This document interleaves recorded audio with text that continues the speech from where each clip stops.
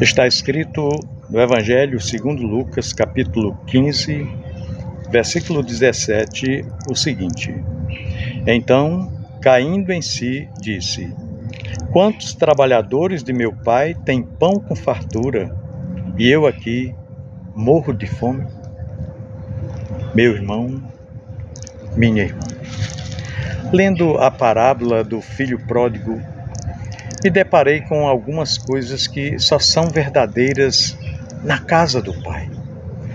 Coisas que nós não encontraremos em nenhum outro lugar, a não ser na casa do Pai. E a mais evidente que eu encontrei é que somente na casa do Pai há pão com fartura.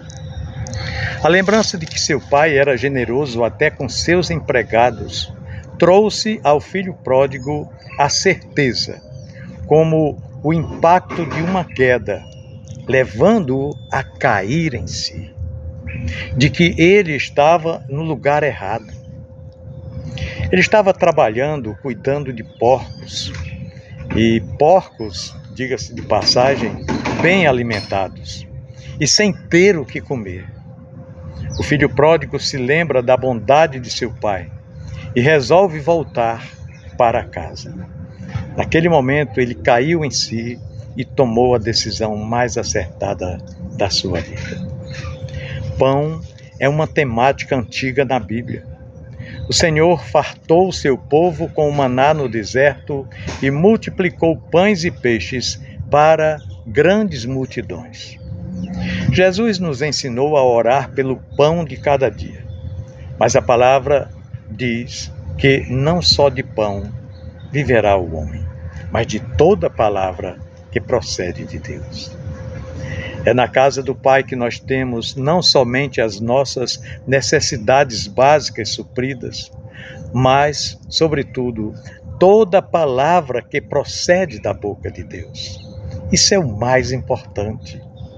O filho, com discurso pronto e maltrapilho, como um mendigo, voltou com a esperança de ser aceito em casa como um empregado na casa de seu pai.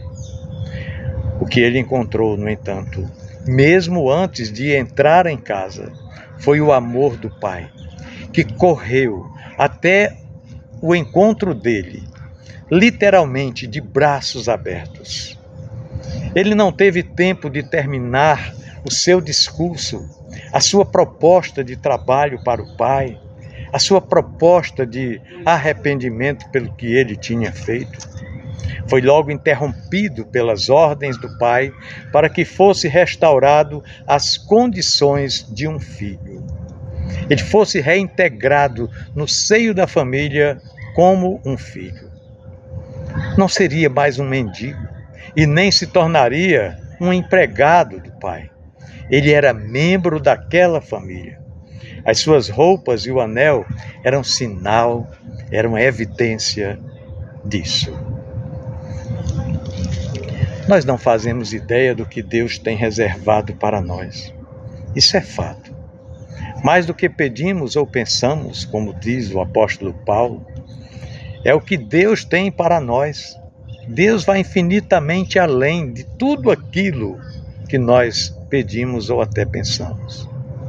Nós somos modestos em nossas pretensões, achando que tendo comida, morada e roupa, conforto, já temos tudo de que nós precisamos. Mas Deus tem infinitamente mais do que tudo isso. Ele tem para nós um lugar em sua família. Ele nos restaura a condição de filhos deixada para trás lá no Éden por nossos pais, Adão e Eva. Esse é todo o sentido do nosso ser, ou seja, filhos de Deus, sua imagem e semelhança. Isso é um fato extraordinário. Por fim, o filho que achava que poderia trabalhar para seu pai como um servo, como um escravo, apenas pelo pão que ele não tinha no antigo patrão, ele encontra em casa um novilho cevado preparado exclusivamente para a festa do seu retorno. E fora de casa, um irmão legalista não gostou. A celebração era uma marca das 3 parábolas irmãs que Jesus contou, registrada em Lucas capítulo 15. Nas parábolas anteriores, essas festas refletiam o júbilo no céu e dos anjos pelos pecadores arrependidos. Nesta parábola do filho pródigo não é diferente. A única coisa que se acrescenta é a sombra dos fariseus e escribas que rejeitavam a graça de Deus, na figura do outro filho do pai do pródigo. O prazer e o júbilo do nosso Deus e dos anjos é algo real e estarão estampados diante dos nossos olhos quando Cristo vier buscar a sua noiva. Hoje, como que refletindo num espelho, nós celebramos essa restauração através dos cultos com os quais servimos ao Senhor. Essa mesma adoração é escândalo para um mundo que se acha suficiente em sua própria justiça.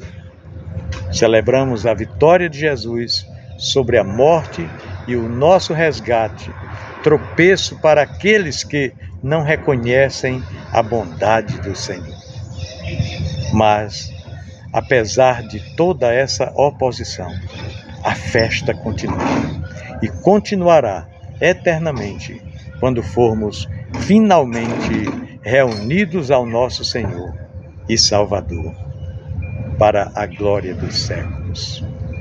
Por isso, meu querido irmão, minha amada irmã, nós devemos dizer àqueles que estão fora da casa do Pai, que estejam longe ou que estejam perto, nós precisamos dizer enfaticamente para eles: voltem para a casa de Deus, porque somente lá tem pão com fartura, somente lá você terá identidade, lá a alegria e a celebração serão por toda a eternidade. Olha, eu desejo a você, meu irmão, minha irmã, e a sua família, um domingo muito harmonioso, muito abençoado e muito feliz. Deus nos abençoe. Grande abraço.